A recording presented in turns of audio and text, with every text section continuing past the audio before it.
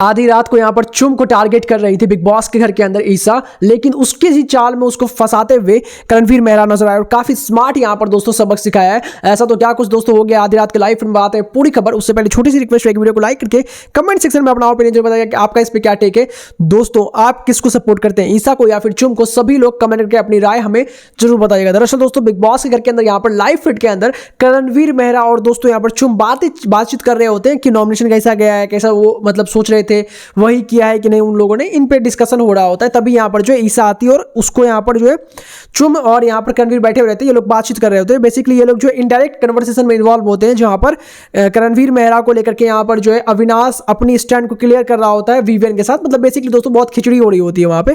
खैर उसको साइड में रखते दोस्तों, यहाँ पर मुद्दा हो जाता है फिर यहाँ पर ईसा का करणवीर का और दोस्तों चुम का, जहाँ पर वो चुम को बोलते हुए नजर आती है क्योंकि चुम पहले इनिशिएट करती है ये बात को कि ईसा मुझे काफी आपका जो आपने यहाँ पर रीजन दिया ना मेरे को नॉमिनेट करने का, वो काफी इलॉजिकल लगा।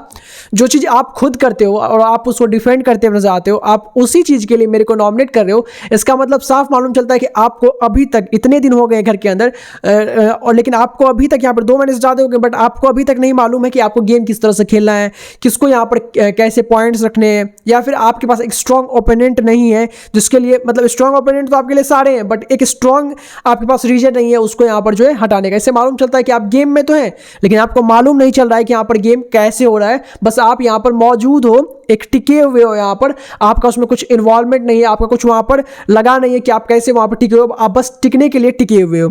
जिसके बाद दोस्तों यहाँ पर ईसा बोलते हुए जाते हैं कि मुझे मत सिखाओ यहाँ पर अपना गेम, हमेशा यहाँ पर जो है करणवीर के आगे पीछे घूमते रहती हो, हमेशा यहाँ पर तुम्हारा गेम तो मुझे आजकल करणवीर के अराउंड दिखता है। करणवीर नहीं तो तुम नहीं, तुम नहीं तो यहाँ पर करणवीर नहीं। ऐसा लगता है मुझे कि तुम यहाँ पर सिर्फ और सिर्फ करणवीर के बदौलत और यहाँ पर चुम वीर जो यहाँ पर एक जोड़ी बन चुकी है, एक हैशटैग बन चुकी है, उसके बदौलत आगे बढ़ रहे हो, तुम इसका फायदा उठा रही हो। ये बात दोस्तों यहाँ पर जो है ईसा कहते हुए नजर आते हैं। जिसके बाद दोस्तों यहाँ पर करणवीर मेहरा बोलते हैं कि भाई ये क्या बोल रही हो ईसा, लगता है तुमने यहाँ पर जो है कभी देखा नहीं है कि यहाँ पर चुम किस तरह से स्टैंड लेती है मेरे लिए या फिर खुद के लिए।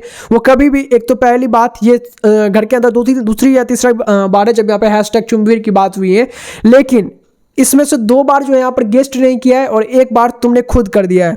चुम को जब जब मेरे से नाराजगी हुई वो दिखाते हुए नजर आई। ऐसा कभी नहीं हुआ कि उसने यहाँ पर जो है उसको बताया नहीं या वो अपने मन के अंदर रख लिया। अगर उसको ये सब कुछ करना होता तो वो ऑब्वियस सी बात है ये सब जो है सबके सामने करती, फिर सबके सामने मैं उसको मनाता, फिर वो सारा ड्रामा चलते रहता, फिर तुम ये बात अगर कहती तो मेरे को समझ में आता। बट एक बात मैं कहना चाहूंगा कि ये सब कुछ जो मैंने बोला कि ऐसा चुम ने कभी नहीं किया, किसी के सामने लड़ाई करके फिर यहाँ पर मैं उसको सबके सामने मना रहा हूँ, वो हैशटैग वाली जोड़ी को मतलब कन्फर्म कर देता। बट तुम दोनों की यानी कि ईसा और अविनाश की जो चीजें हैं वो तो काफी बार हमने देखा है कि यार तुम नाराज होती हो फिर यहाँ पर तुमको अविनाश मनाता हुआ नजर आता। दोस्तों अपने ही जाल में उसको फंसाते हुए नजर आया करणवीर मेहरा। आपका क्या रिएक्शन है कमेंट में सब्सक्राइब करें फर्दर अपडेट के लिए।